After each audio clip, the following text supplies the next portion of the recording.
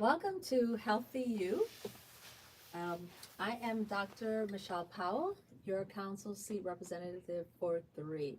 And more importantly, as a councilwoman, I am very, very near and dear to my heart is health and wellness. And so for this month of December, we have been focusing on high blood pressure. And we know that many of our friends and relatives have hypertension, formerly known as high blood pressure. And many of us pretty much ignore the fact that we have hypertension. We've been told, well, it's a little high. Um, and when I've told patients that their blood pressure is maybe 140, they'll say, oh, it's always like that, but when I come to the doctor. And unfortunately, many individuals, when they hear that they possibly have hypertension or high blood pressure, they do what I call the poo-poo effect, meaning it's not that important. And I believe that it's been brought to pretty much national attention through the great star Jamie Foxx. I was very happy yesterday when he did the special show that discussed what having a stroke can do to you. And as he related his story, if we remember last year, he was hospitalized, and for a while, no one knew exactly what had happened. And yesterday, he revealed that he had had a mild stroke. And it all started with a bleed in the brain. So why are we bringing this up?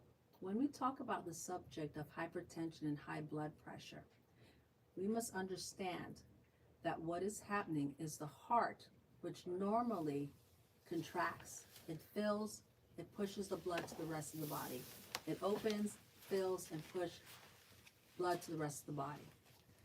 If you have elevated blood pressure, that closing and filling is happening with much more force, and it's causing pressure to build up within the blood vessels and the heart.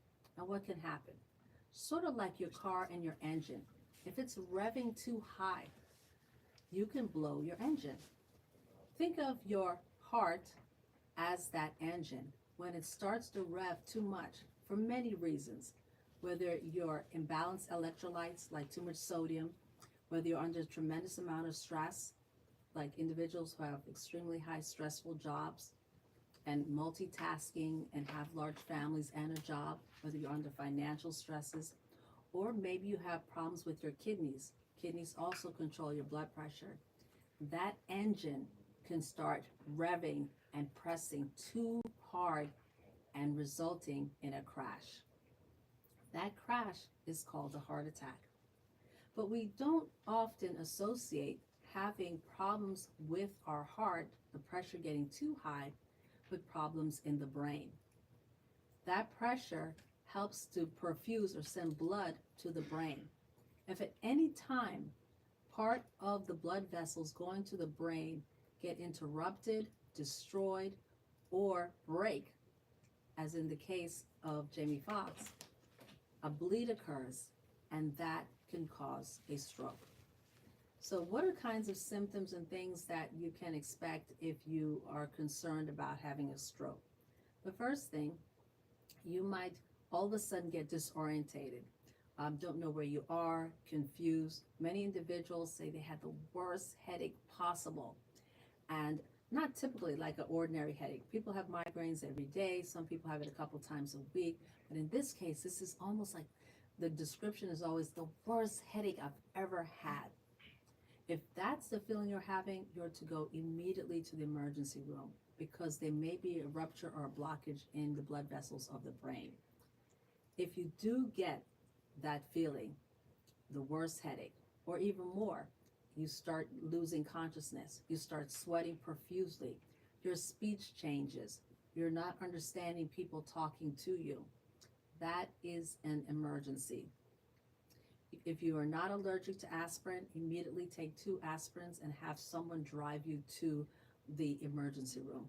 Please do not get in a car yourself and drive, because if you black out, lose consciousness, you can get into a car accident, injure not only yourself, but other individuals.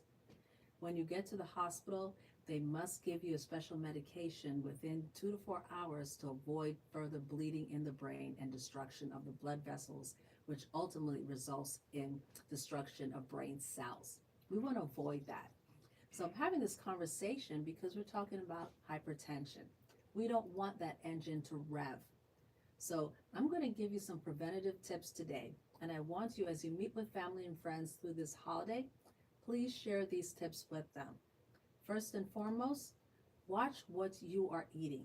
Watch and look out for the sneaky sodium in many artificial and preserved foods, sausages, salamis, hot dogs, Chinese food. Many of these ingredients have a tremendous amount of sodium. Next, when you look at your seasoning, if you're using bottled seasoning and not what I recommend, which is the actual seasoning themselves, if you're getting seasonings in bottles, take a look at the ingredients. If the top 3 ingredients happens to be sodium, I highly recommend you do not use that. Go for the natural seed. Get some basil, get some thyme, get some parsley, get some real pepper, and if you're using a seasoning salt, be very careful and use it very sparingly. Correct? Okay. Now, so we know that we can prevent hypertension, or at least help reduce it by what we put in our bodies. But other ways is, how about improving the actual function of the heart? And that's where exercise comes in. It's important to get physically fit. I know a lot of people are going to be making huge resolution for the new year, and I'm here to help you because coming in January, for the whole month of January, we're going to be addressing the issue and giving health tips on fitness related to how to really get fit, get those that weight down. I'm going to talk to you about all the different medications out there, and so look forward to that show coming at the end of January. But get fit. Walk 30 minutes every single day. That helps to condition the heart.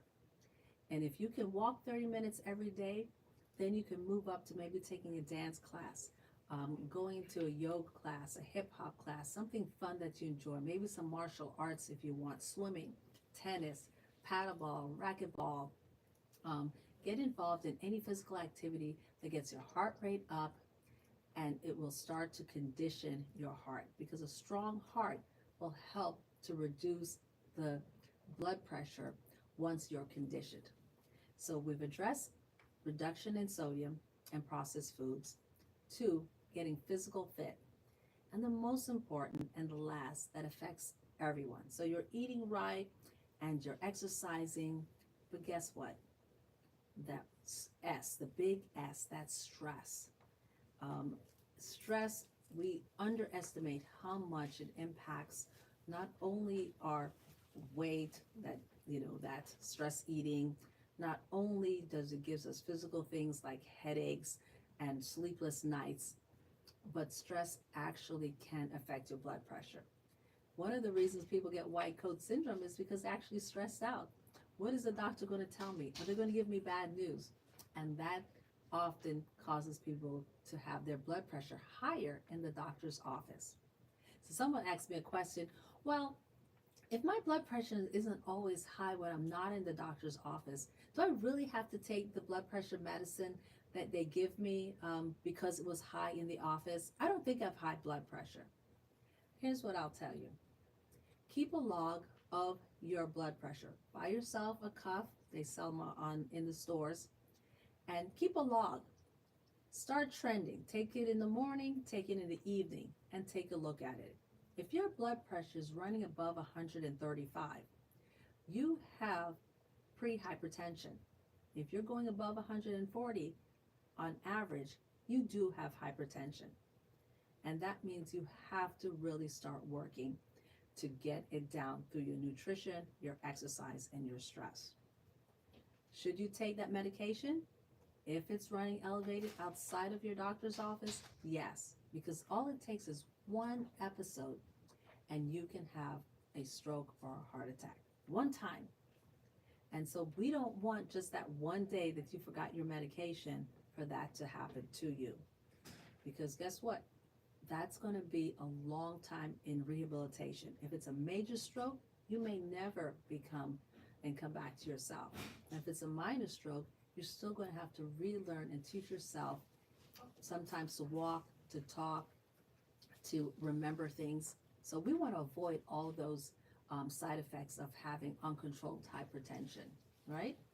Now, some people says, well, I don't know if I really have hypertension because when I'm not in the doctor's office, it's not up. But then there are some times when it does get high. Does that count? Yes, it counts.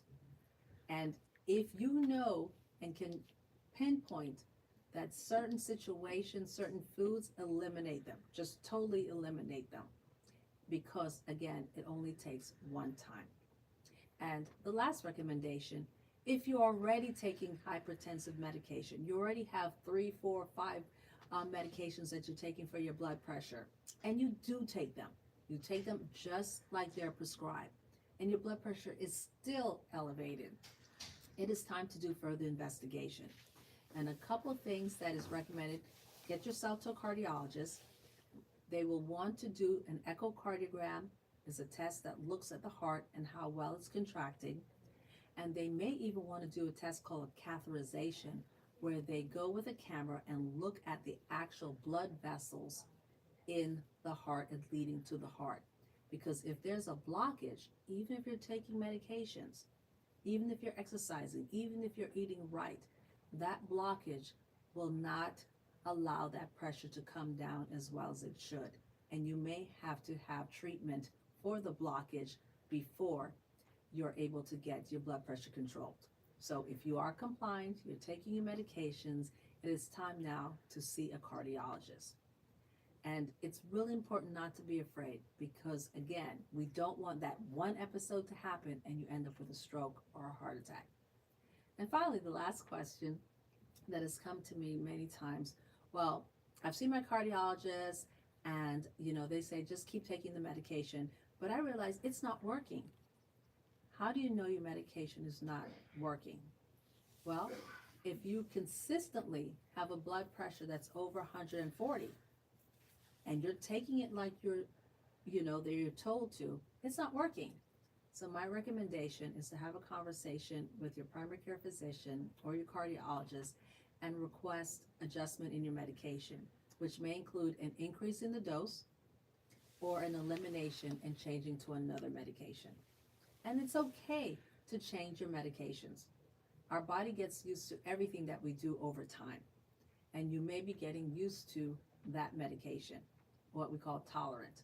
And if you've developed tolerance to a medication, it's no sense to keep taking it if it's not working, right? So have those conversations. Don't be afraid to have the conversation. But of course, do your part. Eat right, eliminate the sodium in processed foods, exercise on a regular basis, 30 minutes minimum a day, and finally, at all costs, if it's not yours, give it away to reduce your stress. And that's my tips for this period in time with us on Healthy You. I'll be seeing you in January for Doc Talk, where we will be discussing getting fit, and losing weight with all the many modalities that's going to be out there. So I'll see you next year with me at 1 o'clock. Dr. Michelle Powell, your Councilwoman, Residency 3 for Doc Talk. See you then.